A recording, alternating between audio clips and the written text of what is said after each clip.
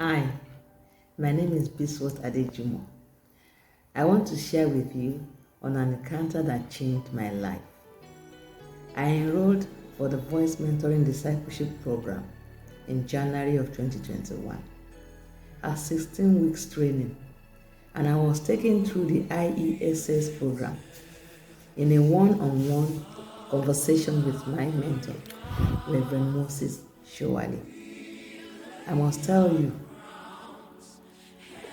it has been a period of revelations, encounters upon encounter. Every session comes with an encounter, one of which I'm going to share with you in this video. Come with me. We are the creation of God. God is a relational being. God exists as a Trinity, Father, Son, and the Holy Spirit.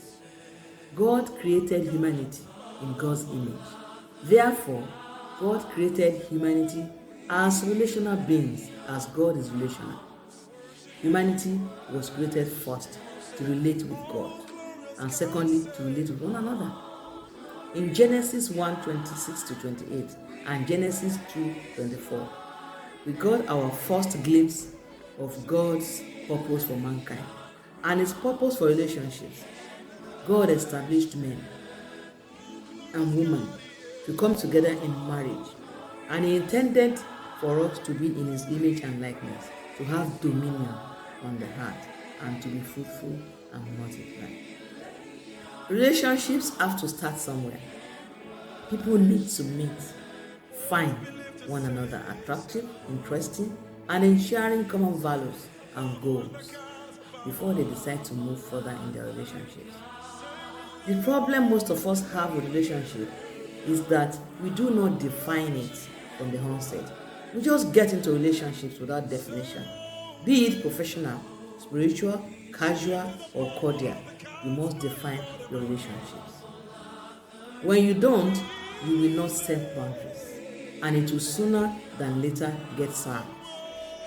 At the initial stage of any relationship, there will be this excitement and positive outlook, sentiments, and if there is no definition and buts, you will soon lose the excitement and joy, because there is the high tendency you expect too much from each other, or you feel you are giving too much. But a defined relationship will not have this but. It does not mean absolutely that once a relationship is defined, it can go so. In the midst of relationships, we bond, we mate, and sometimes we even create. And so as we part ways, what of those details? Big or small, the things we do together all emanate with energy and a psychological and sometimes physical outcome. Dividing our time and things to cater for the remnants of relationship is the worst kind of math in the world. Who gets what and when? It's often painful and tricky.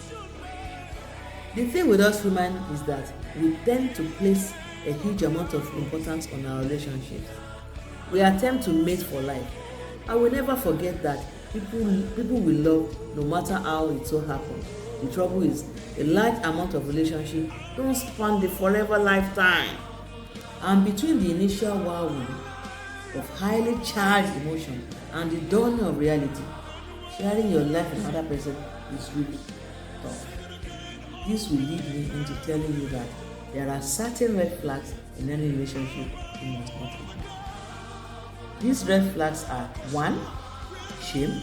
2. The need to hide. 3. Panic or fear. 4. Low self-esteem. And 5. Insecurity.